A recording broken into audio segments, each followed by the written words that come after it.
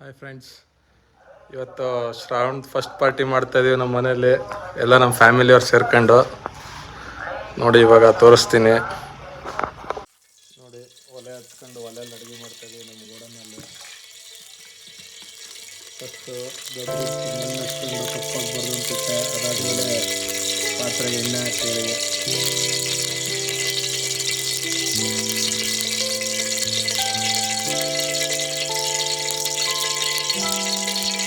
ಇದೇ ನೋಡ್ರಿ, ನಾವು ತಂದು ಹೆಚ್ಕೊಂಡಿದ್ದು ಮೀನಿದು ಎಲ್ಲ ನೀಟಾಗಿ ತೊಳೆದು ಇಟ್ಕೊಂಡಿದ್ದೀವಿ.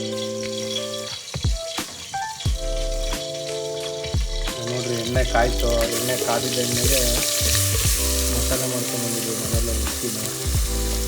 ಮಿಕ್ಸಿ ಏನಂದರೆ ಕೊಬ್ಬರಿ, ಈರುಳ್ಳಿ, ಬೆಳ್ಳುಳ್ಳಿ, ಕೊತ್ತಂಬರಿ ಕಾಳು, ಚಕ್ಕೆ, ಲವಂಗ, ಏಲಕ್ಕಿ, ಶುಂಠಿ, ಬೆಳ್ಳುಳ್ಳಿ ಎಲ್ಲದನ್ನು ಹುರ್ಕೊಂಡು ಮಸಾಲೆ ಮಾಡ್ಕೊಂಡ್ಬಂದಿದ್ದು. ನೋಡ್ರಿ ಒಲೆ ಹೆಂಗೆ ಉರಿತೈತೆ ನೋಡ್ರಿ. ಎಷ್ಟು ಚೆನ್ನಾಗಿ ಒಲೆ ಉರಿತೈತೆ ಅಂದರೆ, ಈ ಥರ ಒಲೆ ಉರಿದ್ರೆ ಎಷ್ಟಾರ ಅಡುಗೆ ಮಾಡ್ಬೋದು. ಅಡುಗೆನೂ ಇಷ್ಟು ರುಚಿಯಾಗುತ್ತೆ. ಈ ಮೀನು ಸಿಕ್ಕಿರೋದು ನಮಗೆ ಇಲ್ಲೇ ಒಂದು ಕಾಲುವೆಯಲ್ಲಿ. ಮೀನು ನೋಡ್ರಿ ಹೆಂಗಿದೆ. ಅರೌಂಡ್ 2 kg ಬರೋ ಥರ ಇತ್ತು. ಫುಲ್ ಫ್ರೆಶ್ ಮೀನು. ಹಂಗಾಗಿ ಶ್ರಾವಣ ಇವತ್ತು ಶನಿವಾರ ನಾನು ತಿನ್ನಲ್ಲ, ಆದರೂ ತಿಂತೀನಿ. ಯಾಕೆಂದರೆ ಫ್ರೆಶ್ ಮೀನು ಅಂತ ತಿಂತಾಯಿದ್ದೀನಿ. ಮಸಾಲೆ ಹಂಗೆ ಹಾಕಿದಾರಲ್ಲ, ಕುದಿಬೇಕು ಸ್ವಲ್ಪ. ಅರಿಶಿನದ ಪುಡಿ, ಇವಾಗ ಕಲ್ಲುಪ್ಪು,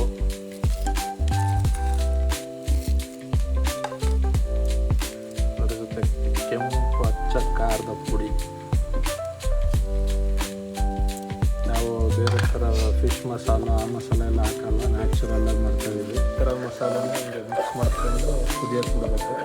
ಕುದ್ಮೇಲೆ ಮೀನು ಅದ್ರೊಳಗೆ ಬಿಡಬೇಕು. ಕಲರ್ ಇನ್ನೂ ಡಿಮ್ಮಾಗೈತೆ. ಕೆಂಪಾಗಬೇಕು ಅಂದ್ರೆ ಇನ್ನೊಂದು ಸ್ವಲ್ಪ ಇದಾಗಬೇಕು. ವರ್ಷ ನಾವು ಶ್ರಾವಣದಲ್ಲಿ ಹಿಂಗೆ ಮಾಡೋದು. ಹೋದ ವರ್ಷ ಒಂದು ಇಡೀ ಕುರಿನೇ ತಗೊಂಬಂದು ಮಾಡಿದ್ವಿ. ಈ ಸರಿ ಮೀನು ಫಸ್ಟು ಫ್ರೆಂಡ್ಸ್. ಈ ಥರ ಹಿಂಗೆ ಲೈಟಾಗಿ ಕುದೀತೈತೆ. ಕುದ್ಮೇಲೆ ಮೀನನ್ನು ಬಿಟ್ಟು ಹುಣಸೆಹಣ್ಣು ಹುಳಿ ಹಿಂಡಬೇಕು. ಆಗಬೇಕು ಅಂದರೆ ಹುಣಸೆಹಣ್ಣಿನ ಹುಳಿ ಜಾಸ್ತಿ ಹಿಂಡಬೇಕು. ಅದೇ ಹುಣಸೆಹಣ್ಣನ್ನು ಚೆನ್ನಾಗಿ ಹಿಂಡಬೇಕು. ಹುಳಿ ಇದ್ದಷ್ಟು ಚೆನ್ನಾಗಿರುತ್ತೆ. ಒಳ್ಳೆ ಬಡ್ತಾ ಹಾಕದೆ ಫ್ರೆಂಡ್ಸ್. ಇವಾಗ ಸಾರಿನ ಗಮನೇ ಚೇಂಜ್ ಆಗಿದೆ. ಬಟ್ ಇನ್ನೂ ಕುದಿಬೇಕು. ಇವತ್ತು ನಮ್ಮದ್ರಲ್ಲಿ ಒಬ್ರು ಇದ್ದಾರೆ, ಅವ್ರು ಸಾರು ಕುಡಿಯೋದ್ರಾಗ ಎಕ್ಸ್ಪರ್ಟ್. ಅವರು ಬರ್ತಾರೆ ಫ್ರೆಂಡ್ಸ್. ಇವೆಲ್ಲ ಸದ್ಯ ಶ್ರಾವಣ ಮುಗಿಯೋ ತನಕ ಹಿಂಗೆ ಬಿಡ್ಕೊಂಡಿರ್ತೀವಿ. ಯಾಕೆಂದ್ರೆ ಅವಾಗ ಚಿಕನ್ ತಂದು ಮಾಡ್ಕೊಂಡೈತೆ.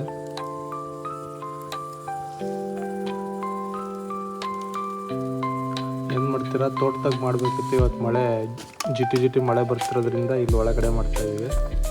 ಈಗ ನೋಡಿ ಫ್ರೆಂಡ್ಸ್, ಇದು ಕುದ್ದು ಒಂದು ರೇಂಜಿಗೆ ಬಂದಿದೆ ಮಸಾಲೆ. ಇವಾಗ ಇದಕ್ಕೆ ತೊಳೆದಿಟ್ಕೊಂಡ್ರೆ ಮೀನನ್ನು ಹಂಗೆ ಬಿಡ್ತಿರೋದೆ.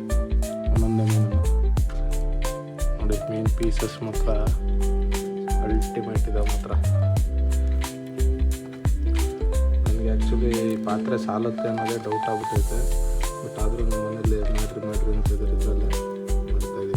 ನೋಡೋಣ, ಇದು ಟ್ರೈ ಮಾಡ್ಬಿಡೋಣ. ತಲೆ ಬುರುಡೆನ ಆ್ಯಕ್ಚುಲಿ ದೊಡ್ಡದಿಡ್ರಿ ಅಂತಂದೆ. ಮಸಾಲೆ ಹತ್ತಲ್ಲ ಅಂದ್ಬಿಟ್ಟು ಎಲ್ಲ ಸೀಳು ಕೈ ಬಿಟ್ಟಿದ್ದಾರೆ ನೋಡಿ ಫ್ರೆಂಡ್ಸ್.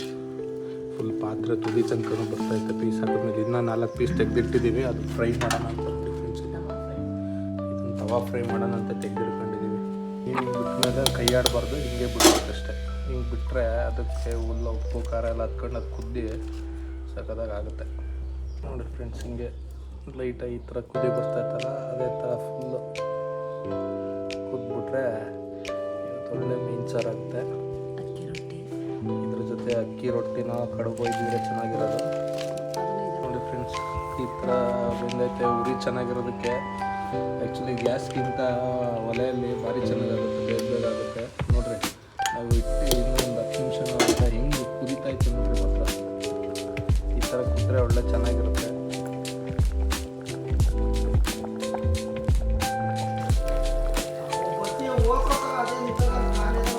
ನೋಡಿ ಫ್ರೆಂಡ್ಸ್, ಇವಾಗ ಈ ಥರ ಕುದೀತೈತೆ.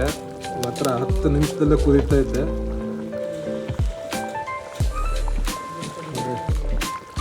ಹೆಂಗೆ ಕುದೀತಾ ಇದೆ ನೋಡಿ. ಅಲ್ಲೇ ಇರೋದು ಹಾಕೋದ್ರಿಂದಲೇ ಇಷ್ಟು ಕುದಿತಾ ಇರೋದು. ಸಾಂಬಾರು ರೆಡಿ ಆಗಿತ್ತು. ಇವಾಗ ನೋಡ್ರಿ ತಾವ ಫ್ರೈ ಮಾಡೋಕ್ಕೆ ರೆಡಿ ಮಾಡ್ಕೊಂಡಿದ್ವಿ. ಅವಾಗಲೇ ಮ್ಯಾರಿನೇಟ್ ಮಾಡಿಟ್ಟಿದ್ವಿ. ಇವಾಗ ಹಂಚಿಗೆ